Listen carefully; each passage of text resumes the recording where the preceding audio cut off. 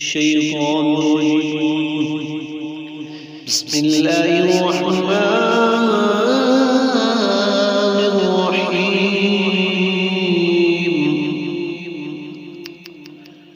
الطلاق مرتان فإمساك بمعروف أو تسريح بإحسان ولا يحل لكم أن تأخذوا مما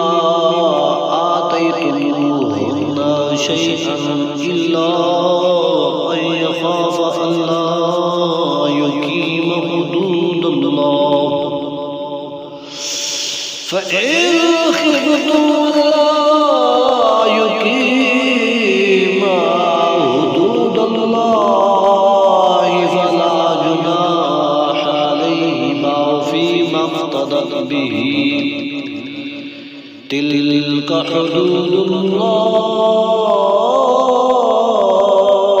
فلا تعتدوها، ومن يتعد حدود الله فأولئك هم الظالمون.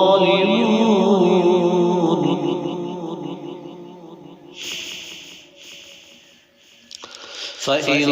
طلقها فلا تحل له من بعد حتى تنكح زوجا غيره، فإن طلقها فلا جناح عليهما أن يتراجعا إن ظنا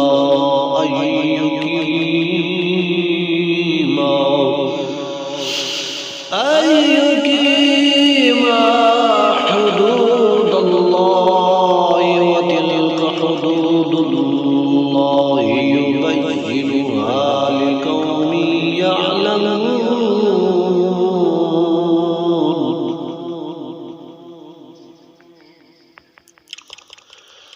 وإذا طلقتم النساء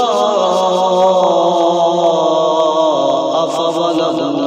أجلهن فأمسكوهن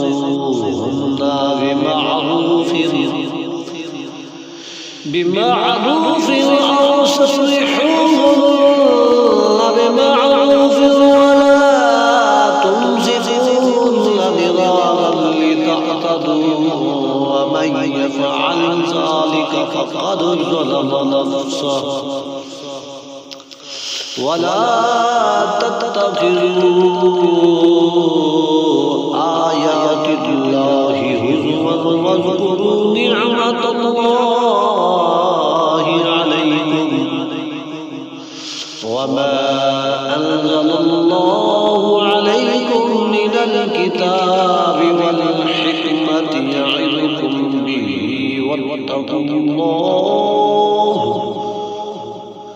واتقوا الله واعلموا أن الله بكل شيء عليم.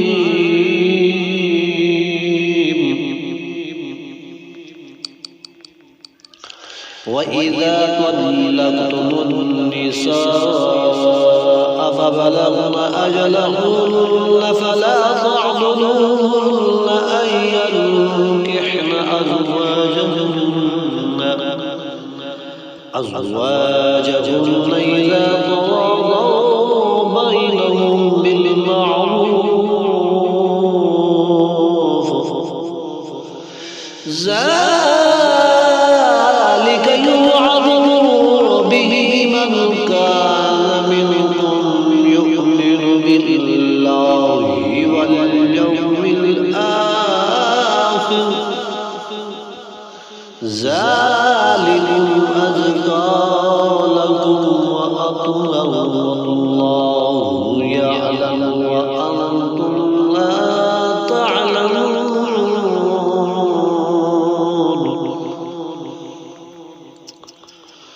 والوالدات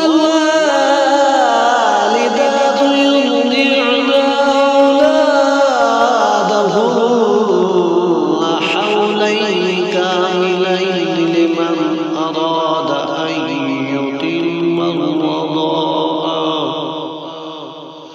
وعلى المولود له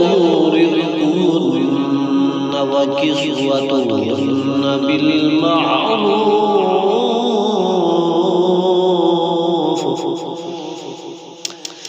لا تكلف نفس إلا وسعها لا تضار والدة بولدها ولا مولود له بولده وعلى الوارث مثل ذلك فإن أراد فصالا عن تراض منهما وتشاور فلا جناح عليهما وإن أردتم أن تسترضعوا أولادكم فلا جناح عليكم إذا سلمتم ما آتيتم بالمعروف واتقوا الله واعلموا أن الله بما تعملون بصير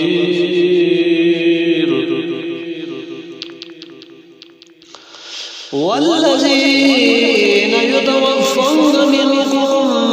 ويذرون أزواجا يتربصن بأنفسهن 4 أشهر وعشرا فإذا بلغن أجلهن فلا جناح عليكم فيما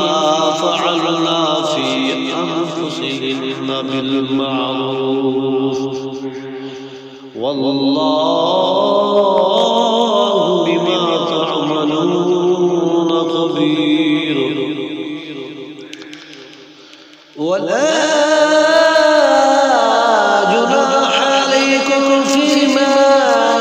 أردتم به من خطبة النساء أو أكننتم في أنفسكم علم الله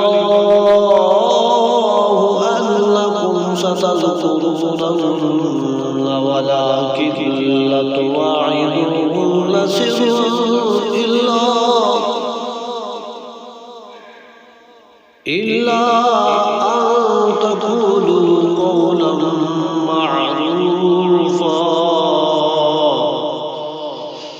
ولا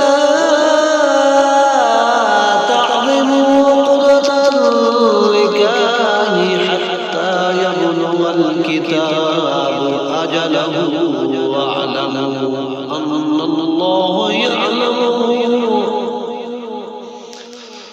واعلموا أن الله يعلم ما في أنفسكم فاحذروه واعلموا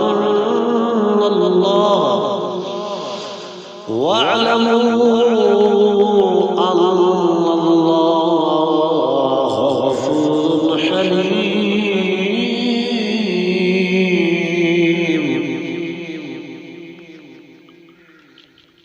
صدق الله العظيم